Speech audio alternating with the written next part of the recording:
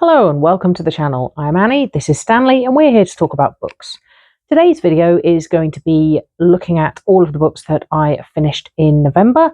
I'm filming this first section about halfway through the month because I find it easier to split the filming up so that I can remember the books better and I don't have to feel like I need to rush through them. My biggest TBR to date, I think, November, ridiculous amount of stuff that I put on the list. I had another new readathon as well, the Dungeons and Book Dragons Readathon set up by Ivy the Geek Goddess, which I am very much enjoying taking part in. But before we get to that and some of the books that I've read, let's make some tea. Here we are at the lovely, lovely tea drawers. Everything is ready, so let's go. 2 and 1 is 3. Apple oolong, yay! That's one of my birthday teas. Hurrah! Haven't had much opportunity to try this yet. Don't want to overfill it because it's already running out because there wasn't that much of it. And oolong always expands out because it's quite tightly wrapped. So here we go. Apple oolong.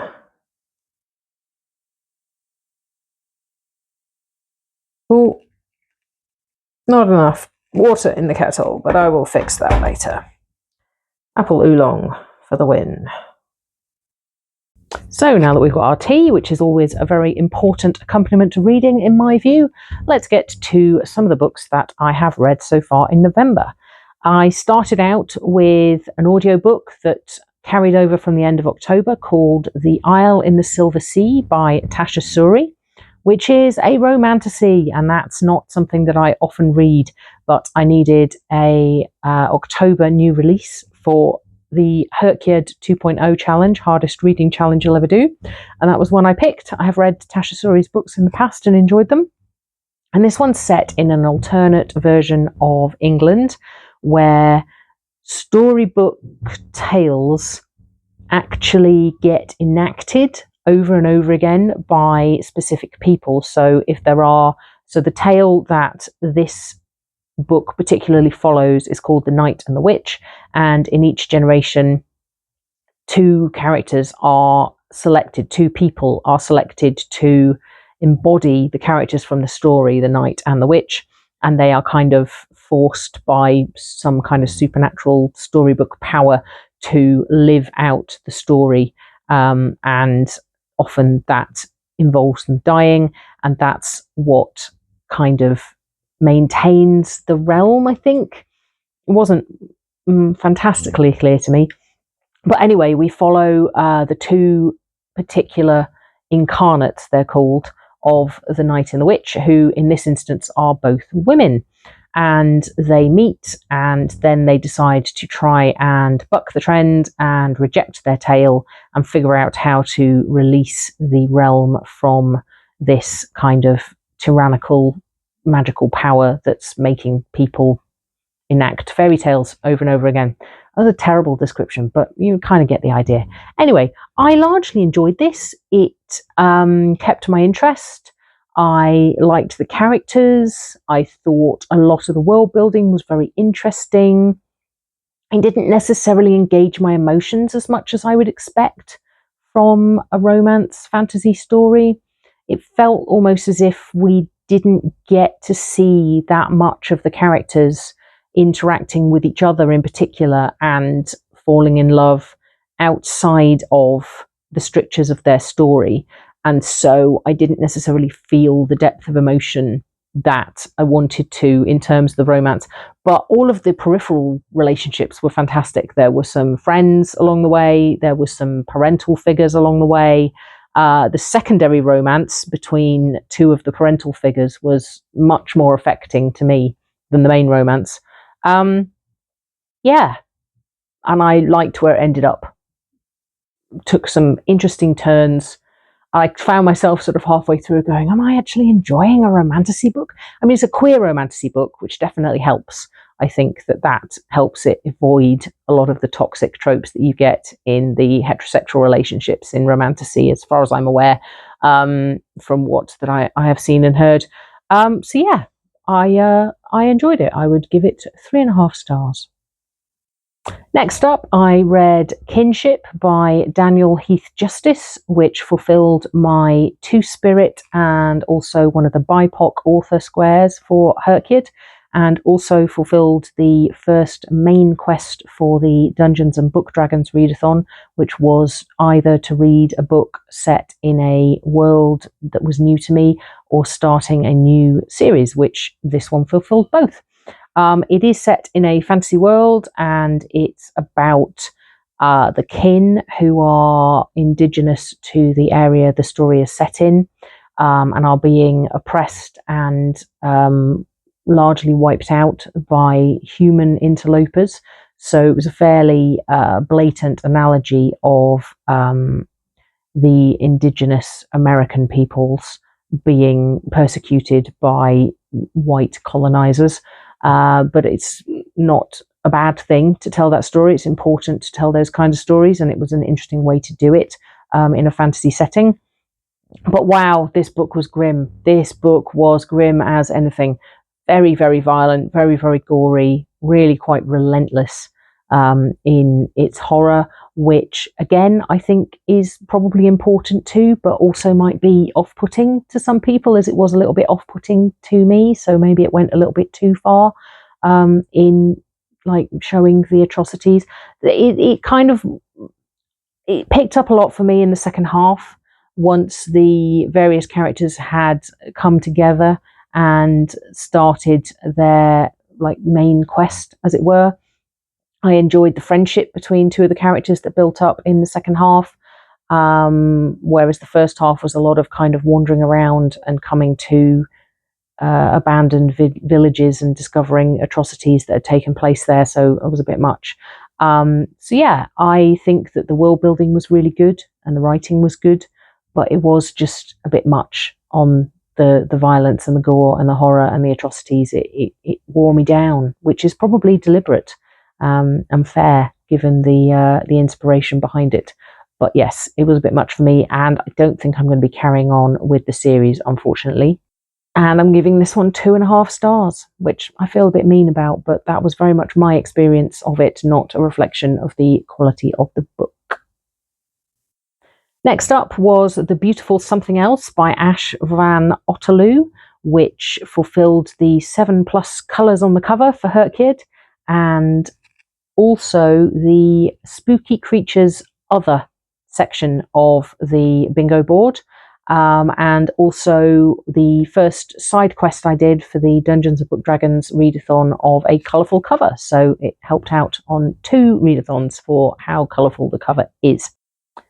This tells the story of 12-year-old Sparrow, who is dealing with a lot of issues with their mother, who is a drug addict and ends up getting taken to rehab after a car accident.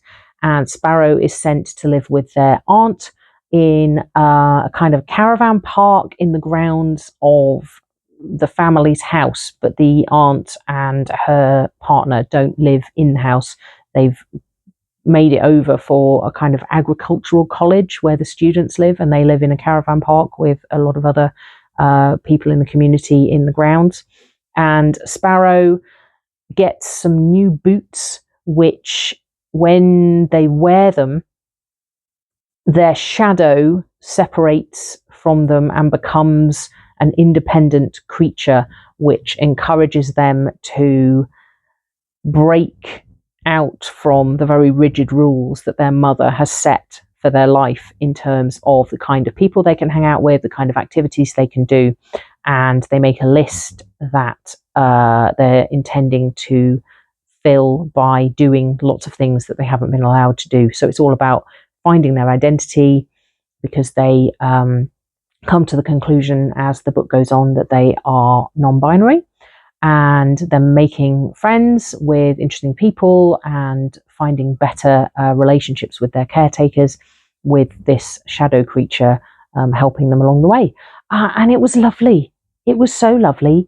It was quite tough, a bit painful in places, because Sparrow really did have to deal with a lot, and I felt very strongly for them in trying to break out of this sort of rigid background that they'd lived for the first 12 years of their life, desperately trying to think well of their mother and keep to the lifestyle that had been set for them, but also rebelling against it because it was so hard.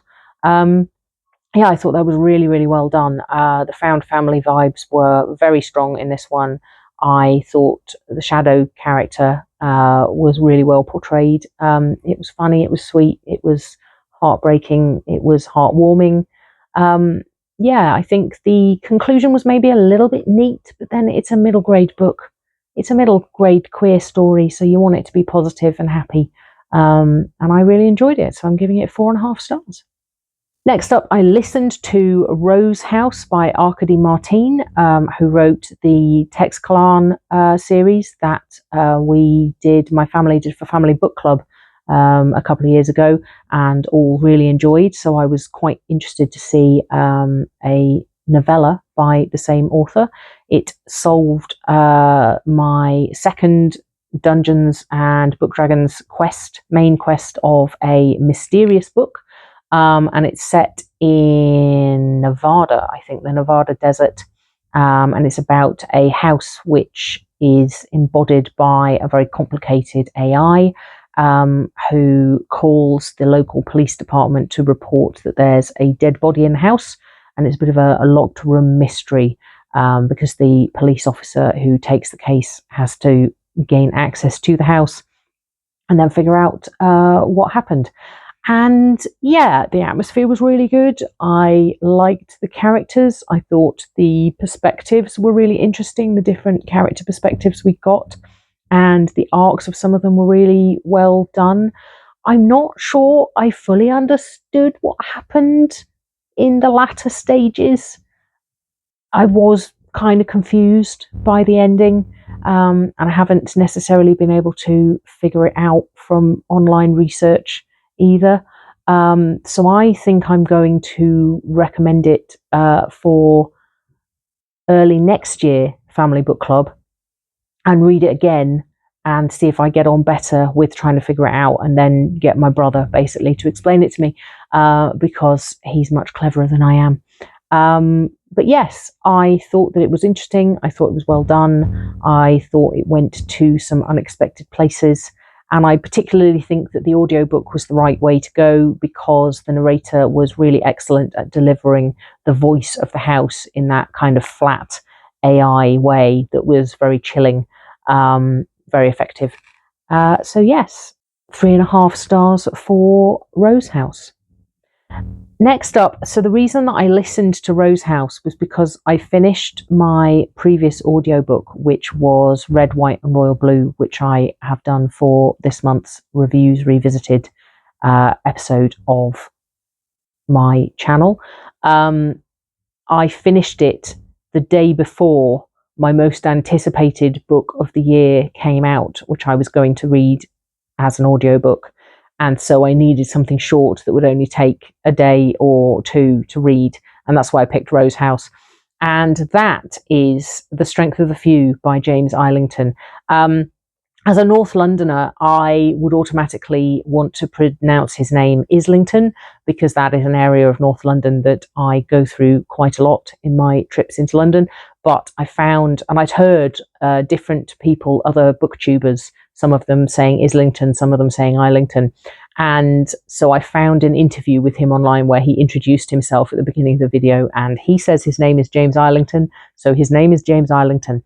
Anyway, I very unusually jumped on the bandwagon of a massively hyped book at the end of last year and read The Will of the Many, which was the first in his Hierarchy series, and absolutely loved it. I thought it was fantastic. I whizzed through it, but very chunky book, but got through it pretty quickly. And the ending, as a lot of people will know, really hooked me, really absolutely desperate to find out what was happening. I've been anticipating this book for months and months and months. That's why I don't read books when they first come out if they're in a series, because then you have to wait ages until the next one comes out. But I pre-ordered the audiobook and I set it going on the day that it came out, and then I found I just really didn't care, which was a bit disappointing. I'm not going to go into a lot of the plot. It's a fantasy about a young man who gets embroiled in a very complicated plot, and there's a magical academy, and there's a interesting world system, magic system, where people cede their will to people higher up in the hierarchy. Anyway, it's very complicated, and the ending really broke my brain. I don't know whether picking the audiobook was probably a mistake, because I find it very difficult to connect to characters if I can't visualize what their names look like as words. And I was really struggling with that at the start of this book.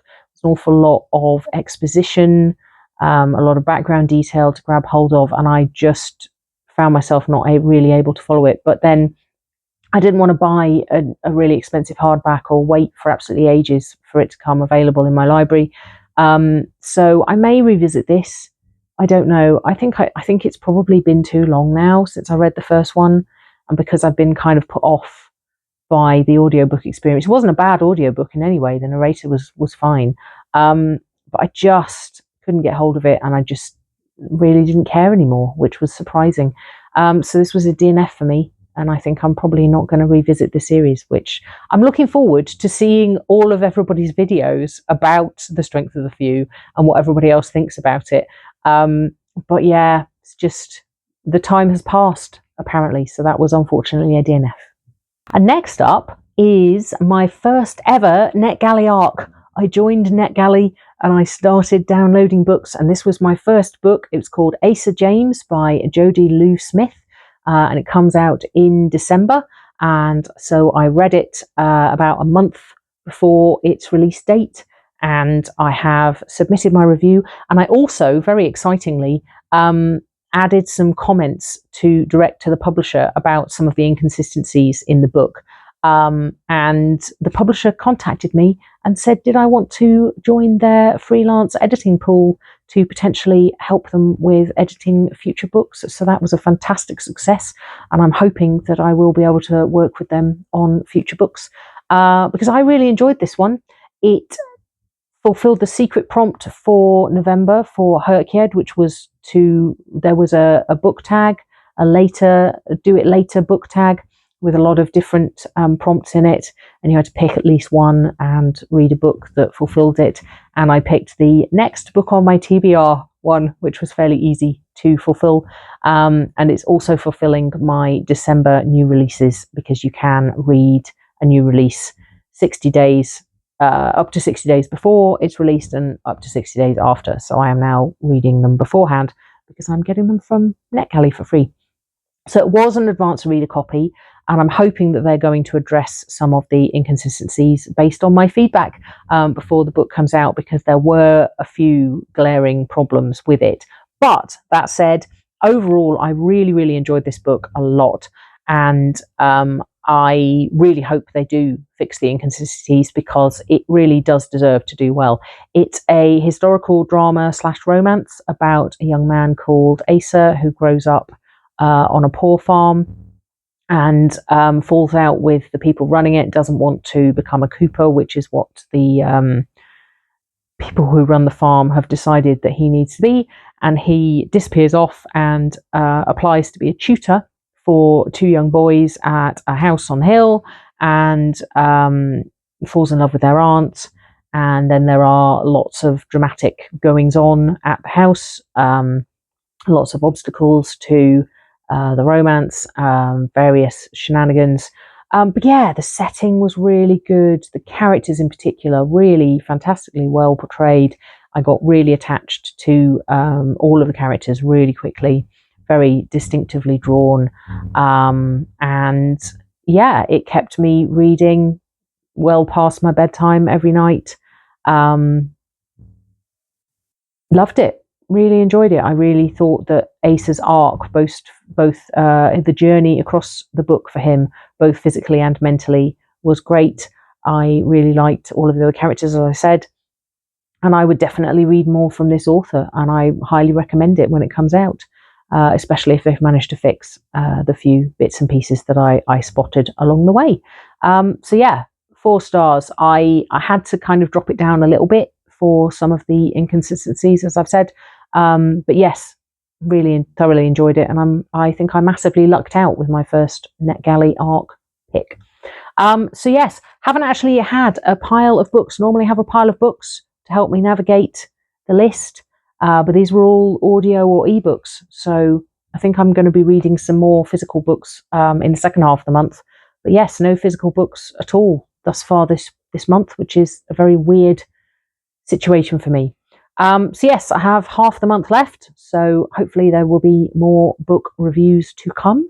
And yeah, I will see you then once I've read some more.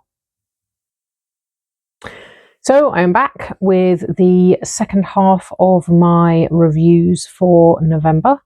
And to start us off, we are going to talk about, where is it? Amulet, 9-volume graphic novel series by Kazu Kibuishi, which I have read before. I read it in January. I'm going to put it down. It's very heavy.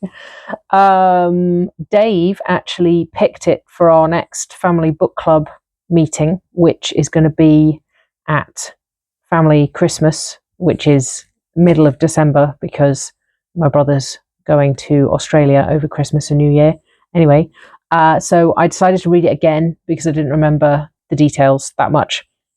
And it's also fulfilling a side quest in the Dungeons Book Dragons Readathon for a book with a child protagonist, and it is middle grade, and it's about 2 siblings, a brother and sister, who get transported into another world, which is full of anthropomorphic animals and various other people and creatures.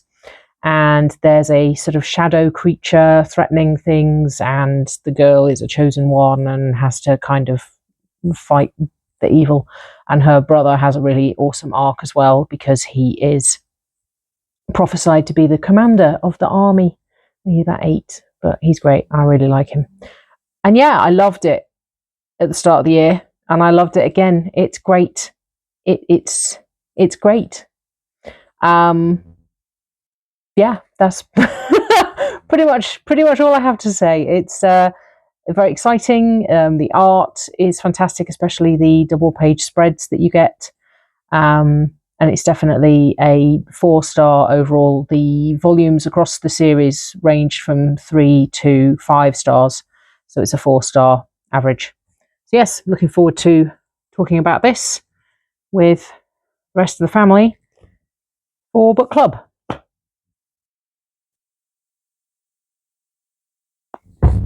Ooh. Okay. Next up was not such a success.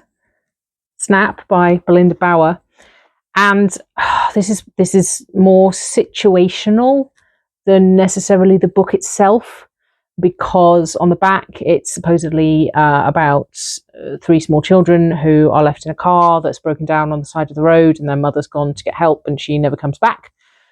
But Dave is away at the moment, away last 2 weeks of November and the first week of December on holiday in Japan. And I mean, Stanley's here. Stanley's been looking after me, which is amazing. Thank you, Stanley.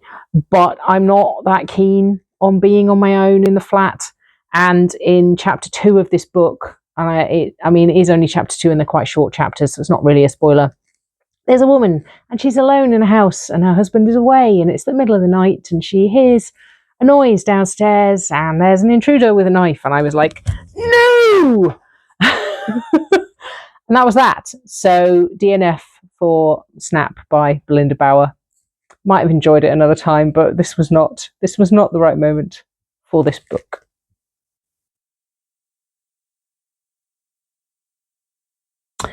Next up was another DNF, unfortunately. I started reading The Story of a New Name by Elena Ferrante, and it's not in my pile, it's in the other room. Sorry, Stanley, just stabbed you in the nose with my fingernails.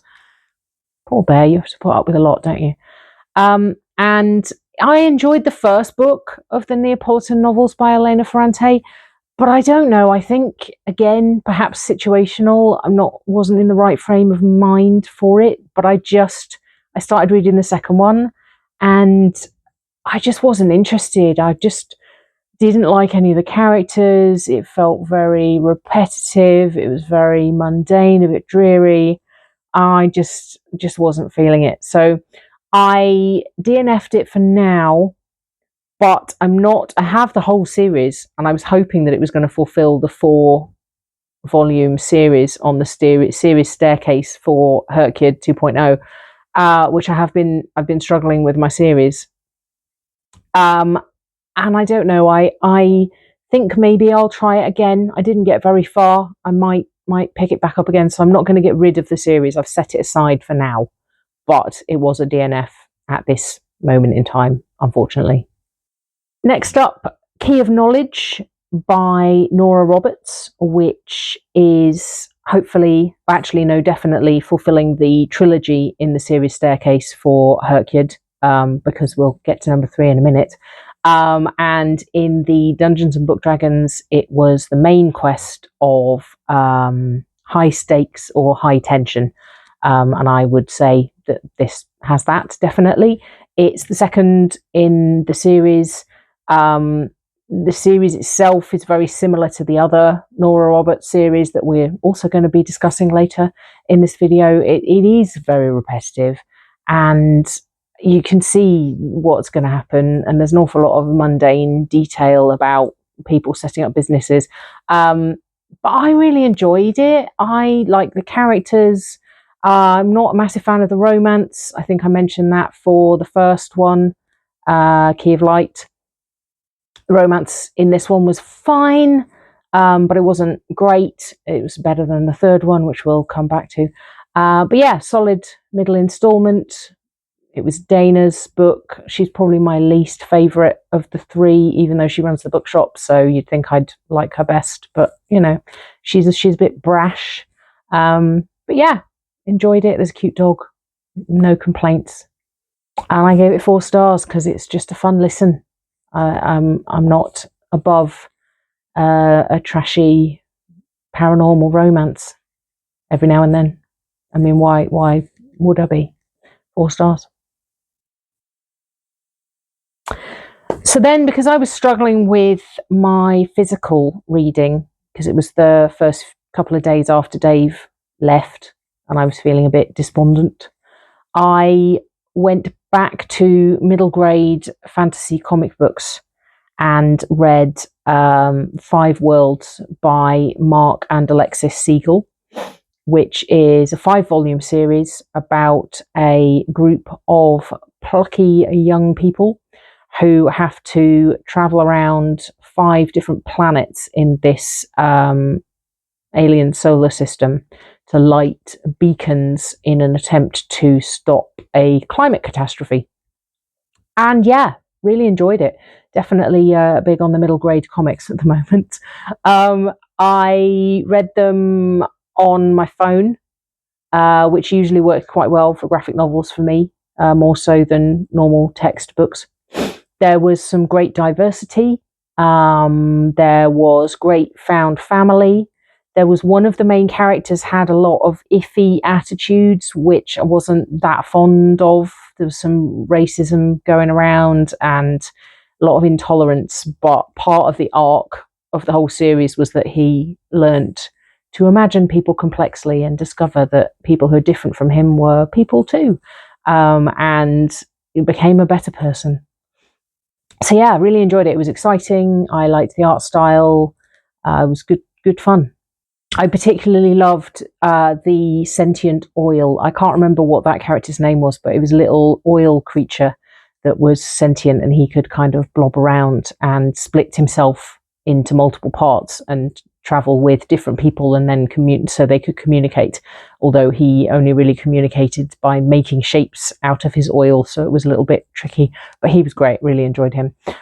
4 stars for the series overall, definitely recommended. It possibly wasn't the right time for me to read another middle grade comic book series about plucky young adventurers traveling in space to defeat bad guys, because I think whilst I really enjoyed it and it was great for my frame of mind, I might struggle a bit with family book club. I'll be sort of talking about the sentient oil and everybody go, I don't remember that, and I'm like, oh sorry, that was in 5 Worlds, not Amulet. But I'm sure we'll cope. Oh, I should have said Herkyed. I'm it feels like cheating. It's not cheating. It's in the rules that you can use graphic novel series. But I did use 5 Worlds for the 4+ volume series, because there were 5 of them. I only took a couple of days to read them, but I'm counting it. And I've ticked off the rest of the series staircase. So I completed that square, which is very cool. And also it fulfilled quite a lot of side quests in the Dungeons and Book Dragons Readathon. There was published in a year that had the same last digit as my birth year.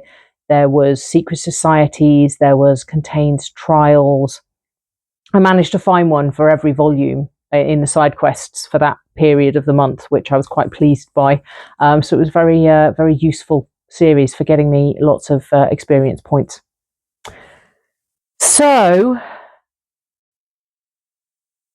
next up, Herkyed new releases for November. I had a few choices for this, and I went with Brigands and Bread Knives by Travis Baldree, which is the 3rd in the Legends and Lattes series, the sequel to Legends and Lattes, because Bookshops and Bone Dusts was a prequel. Suddenly lots of fireworks. I don't know if you can hear that, but it's quite distracting. I have no idea why, but there you go. Yes, Brigands and Bread Knives. I was really looking forward to this, and I did finish it. I listened to the audiobook because Travis Baldree is a professional audiobook narrator, which is awesome, and his audio narration is great. But I found it a bit disappointing. It was following characters that I wasn't so interested in as I was the other books, and it was like a road trip. I thought it was going to be setting up the bookshop next door to Legends and Lattes, which did happen, and then it all diverged off and one of the characters went off on an adventure and made a whole load of new friends, which was fine. But I like the shop and the business side of Legends and Lattes, and the community aspect of the town and the people and the regulars, and like building the relationships in the shop, and there just wasn't really much of that. The bread knife of the title, epic, loved him. Definitely my favourite character, especially the way that he was characterised by Travis Baldree. But yeah, it was a bit of a disappointment. I think I'm checking. I've got my notes because there's an awful lot of books happening in this section. I went 3 stars, which was very sad. The first one, Legends and Lattes, I gave 5, and Bookshops and Bone Dust, I gave 4. So it's steadily going downhill, which is unfortunate. But you know, it was still fine. Fun read. Next up, The Perfume Collector by Kathleen Tesaro. I massively lucked out because with Dungeons and Book Dragons, the quests and the prompts came out every 5 days, which doesn't really work that well for me because you've got a specific time frame within which to finish a couple of books. So it felt very pressured. And if I finished books early, I was like, I can't start a new one until I know what the new quests are. So I just went, I'm just going to read this because I want to. And I massively lucked out because the main quest for that 5 days, which ticked over a couple of days after I started this, was to read a book where a shop was heavily featured, which, I mean, Brigands and Bread Knives I would have thought would be perfect for that, but I'd already finished it and the shop wasn't actually in it that much. And everybody on the Discord was complaining, going, how am I going to find a book where a shop's important? And to which the wonderful lady who organised the readathon responded with a list of like 15 different books across 5 different genres that had chops heavily featured in them to prove that it was fine. And then the next chapter I read in this book, the protagonist went to an abandoned perfume shop, which turned out to be really important to the story. And I was like, oh, well, that was lucky. So that was kind of cool. Anyway, I really enjoyed this book. I thought I was going to really enjoy this book, and I did really enjoy this book. It's about a young woman who gets a letter from a solicitor in Paris, and she's English. And it says, we're sorry to inform you that this particular person has died, but she has made you the sole beneficiary of all of her estate. And the protagonist, wow, those fireworks are really going. It's a bit distracting, I'm sorry. She's never heard of this person, so she goes to Paris to try and find out what's going on. And then the rest of the book has the history of the woman who's died, and how it then links to the protagonist. Really enjoyed it. The romance was cool. The historical stuff was cool. I enjoyed it wasn't present day, it was 1950s, the main storyline. I enjoyed that thread more.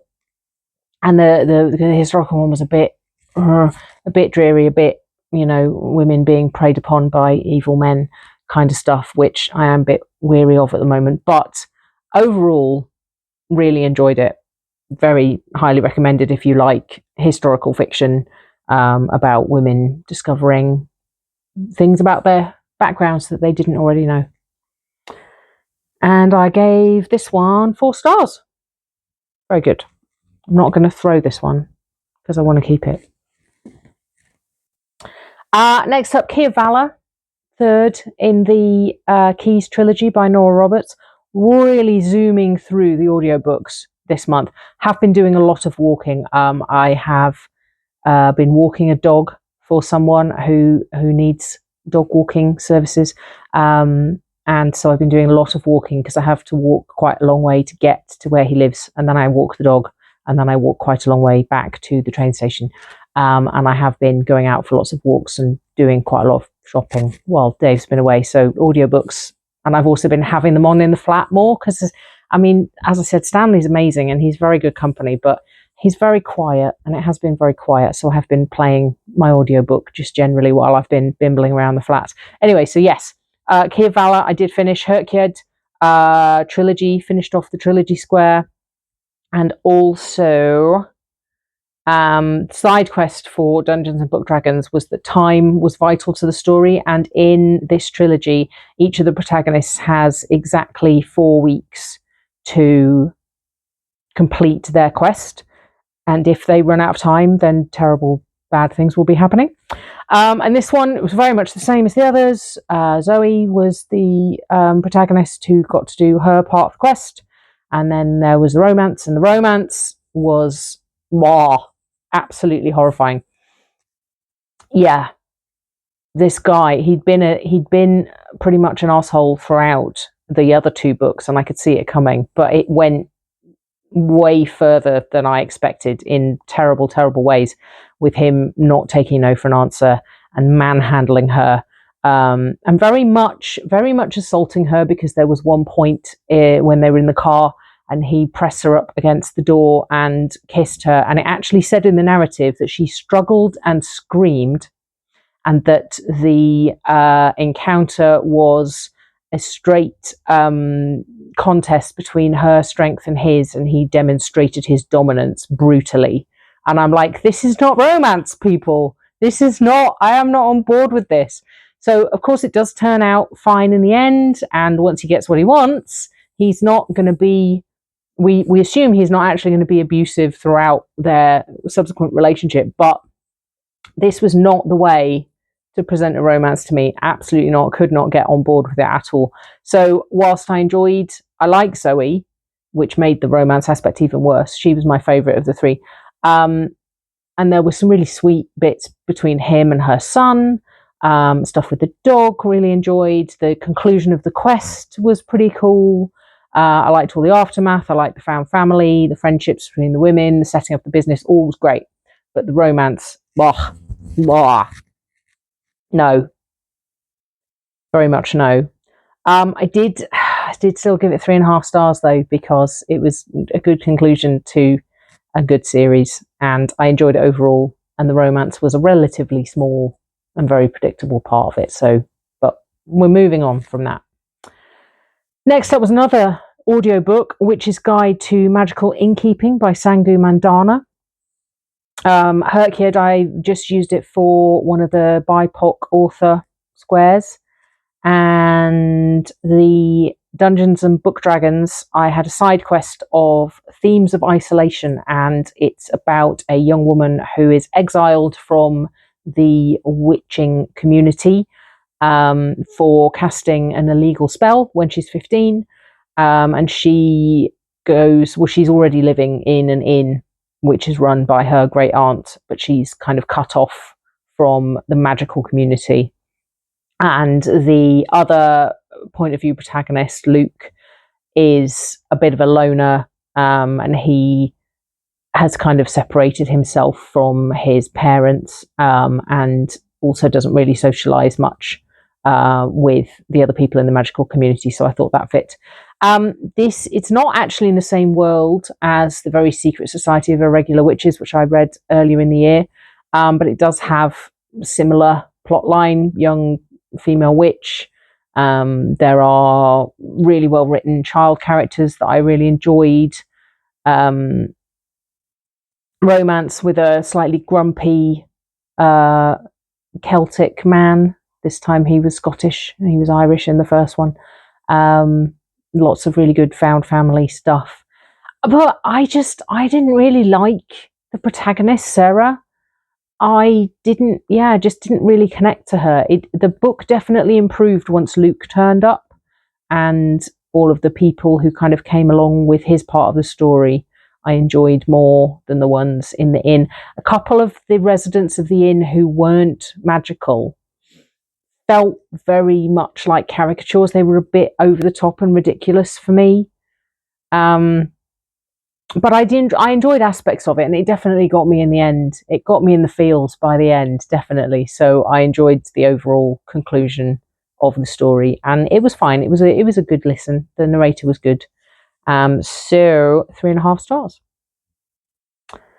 And then, gosh, another audiobook, lots and lots of walking. 7 Rings by Nora Roberts. So I had read the first 2 in her Lost Brides trilogy last year, and then the 3rd part came out this month in November, and I had been really looking forward to it. So that's why I listened to the Keys trilogy in the interim, and it turns out they were very, very similar.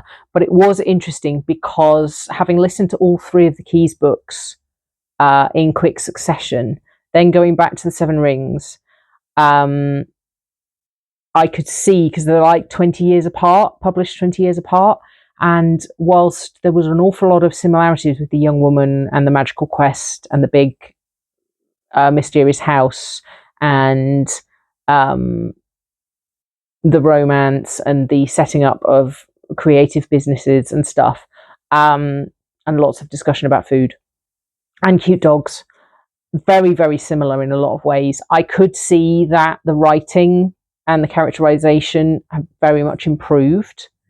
I totally get why an awful lot of people have complained about this series, saying that it really shouldn't have been 3 books and was really incredibly boring. But I still really enjoyed it. I think it definitely could have been one chunky book, definitely. Because they didn't start, she's trying to find 7 rings from the lost brides who've been murdered by the evil ghost that's haunting the house. And it is incredibly repetitive. They drink a lot of Cokes. They make a lot of nice meals. The ghost occasionally kicks off and slams doors and sometimes traps people in rooms. And then they get scared and then they get away. And then their friends turn up and go, "Oh, what happened?" And then they explain what happened, even though we were there. That happened a lot over and over again. And there was an awful lot of mundane detail about her setting up clients and developing her graphic design business and stuff. And they didn't actually start properly looking for the rings until about 90% of the way through book 3, which was just ridiculous. And then it was all way too easy and way too fast, and there wasn't nearly enough aftermath after all of this build up. But I really enjoyed it. It was just nice to hang out with these people. I really liked them, and they had cute pets, and it was just fun. So I still really enjoyed it, but I totally get why people have given it like 1 and 2 stars and said that it was awful. I understand, but I still really enjoyed it. I think I listened to this in about 3 days, and it was 15 hours long. So it's how much walking I've been doing. It was a bit of a risk, listening to a book about a haunted house with an evil ghost when I'm alone in the flat, but I couldn't wait. I'd been waiting a year for this book. I didn't use it for the new releases because Brigands and Bread Knives did that for Her Kid. But I did use it. I think I used it for, I definitely used it for the Spooky Creatures Spirits. I think that was it. Yeah, that was it. And I also got the last main quest for the Dungeons Book Dragons Readathon, which was a book with a powerful villain. And whilst for the most part the ghost only slammed doors and rang bells and made screaming noises, she did escalate in this book, and there was throwing around of furniture and bodily harm to the protagonist. And she had killed about 10 or 12 people up to this point across the history of the curse. So I figured she was pretty powerful in the end. So that's my excuse anyway. Next up was The Skeleton Key by Erin Kelly. And I remember that this was recommended to me on a reading retreat, I think, a couple of years ago. And then I saw it. I hadn't been book shopping for quite a while before Dave went away, and I've been book shopping 3 times in the period since he's been gone. And I spotted this on the shelf in the local charity shop, and I was like, oh, I recognise that. That's on my wish list. And I bought it, and I read it, and it was really good, really good. I don't think I managed to use it for Hurt Kid. I'm kind of off the map with the last few books of my November reading weren't in part of the Hurt Kid plan. I've just been sort of picking up random stuff.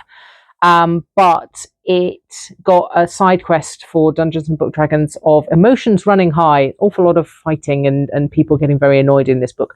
It's about a family where the guy, Frank, had written a book in the 70s which had puzzles in it to do with a golden skeleton that he hid around the country. And a certain set of people got completely obsessed with it to the extent where they thought that part of the solution to the puzzle meant that they had to kill his daughter. And it's largely from the daughter's point of view, Nell, and I really liked her character. There's a lot of complex family relationships. There's a lot of complex timeline stuff where it goes back in time to the 70s and mostly through the 90s, building up the picture of what the history of all of this is and solving all of the different mysteries. My favourite aspect was Nell's relationship with her foster daughter, Billy. Really enjoyed that. It got a bit drawn out towards the end because it's quite chunky, and I didn't think it needed to be quite as long as it was. But then it really ramped up at the end and went to some places I really wasn't expecting. But I did find the conclusion overall quite satisfying. Some interesting moral dilemmas in this book. So again, really enjoyed this. It was a bit darker and grimmer than I would have preferred in a couple of spots, but that was fair. Yeah, definitely recommended. 4 stars. And then the book I finished today is The Safekeep by Yael van der Wouden, which I've seen reviewed quite a bit by my favourite booktubers. I've heard very, very good things about this book, but I didn't really know much about it going in. I ended up using it for the awards season square for Hurt Kids because I needed a finalist and it was shortlisted for the Booker Prize. And I also used it for the wild animals square because wild hares are quite important to the story. I'm glad I didn't really know that much about this going in. It's very much a book of 3 parts. It's really not that long. It's only about 250 pages and it is in 3 parts, and they are very, very different. The arc of those 3 parts is quite divergent. And I have to say, I nearly didn't get to the second part because the first part I found really quite tedious. It didn't grip me at all. I didn't like the characters, wasn't really interested in the story. Second part, whoo-hoo! Hottest lesbian romance I've ever read. Wowzer. Made particularly effective by drawing a stark contrast between the experience of being in proximity to someone who repulses you versus someone you're attracted to. Yes, very much did it for me. And in the third part, all of the complex layers, emotional depth, shock value stuff happened. Really went to some places I was not expecting it to go. Thoroughly enjoyed it. It was just a bit of shame about part 1. If it hadn't been for the fact that I was desperately trying to finish another book for the Dungeons and Book Dragons, and this was award-winning. There was one of the final challenges was an award-winning book, and this won the Women's Prize for Fiction and was shortlisted for the Booker, so it worked for both aspects of award squares. Yeah, loved it, but I wouldn't have got that far, I think, because it was like 75 pages before I started really getting into it. So if it hadn't been for the fact I was like, oh, I might as well just finish it because it's not that long, wouldn't have got to the good bit. 4 stars, highly recommended. If you're not gripped by the start, give it more time. And then finally, I also read Rat Queens Volume 1 by Curtis J. Weeb, which is a comic book series that my brother recommended to me when he very nicely called me last night to find out how I was getting on with Dave being away. But wasn't a massive success for me, and I'm a bit confused by why he enjoyed it so much. I mean, it wasn't bad. It's a comic book series about a group of female mercenaries in very much a D&D setting. And the reason that I decided to give it a try was that I got a special power in the Dungeons and Book Dragons Readathon where I could submit a graphic novel and have full points rather than half points. So I thought, I'll give it a try. Anyway, it's very crude. It's very violent. It is pretty funny, don't get me wrong. It did make me laugh.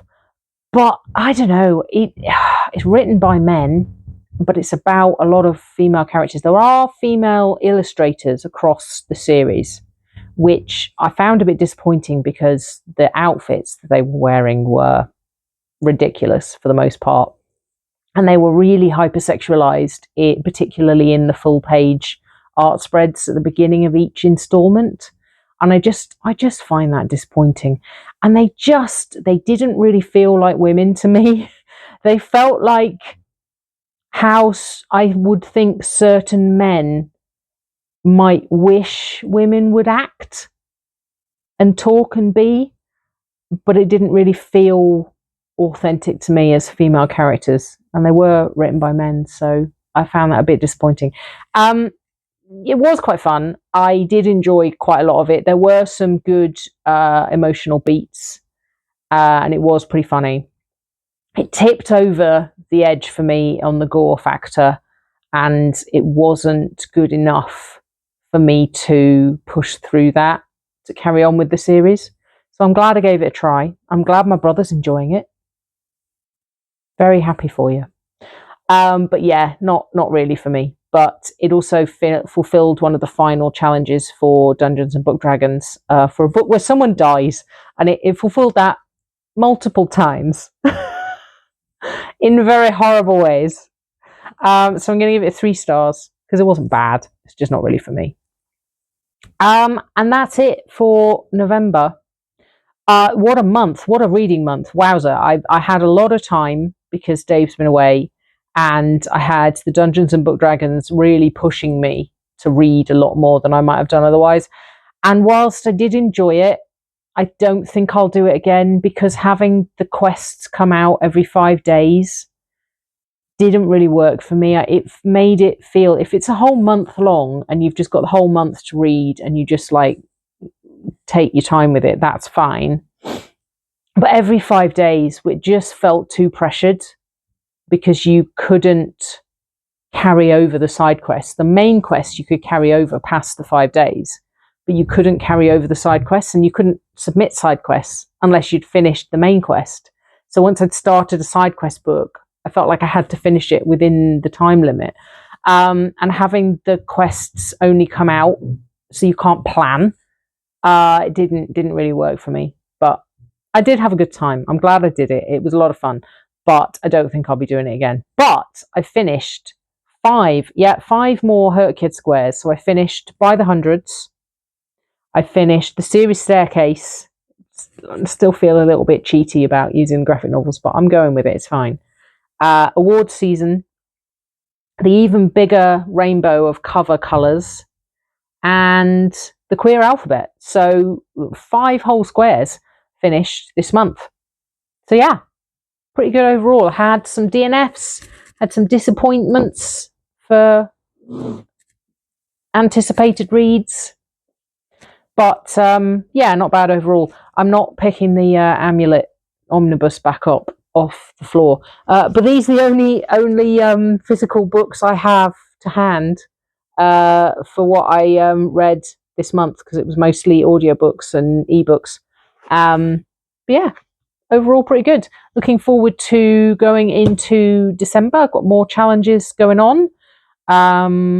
Lots of reading time at the end of the month. I've got a glorious 10 days at the end of the month where I'm not going to be working, haven't got any obligations. We'll already have done family Christmas early.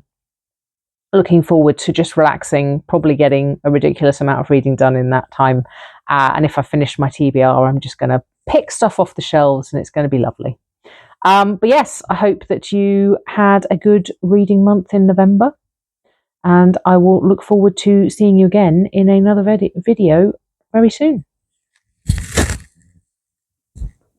Thank you for keeping me company, Stanley, and looking after me while Dave's away. You're a very good bear.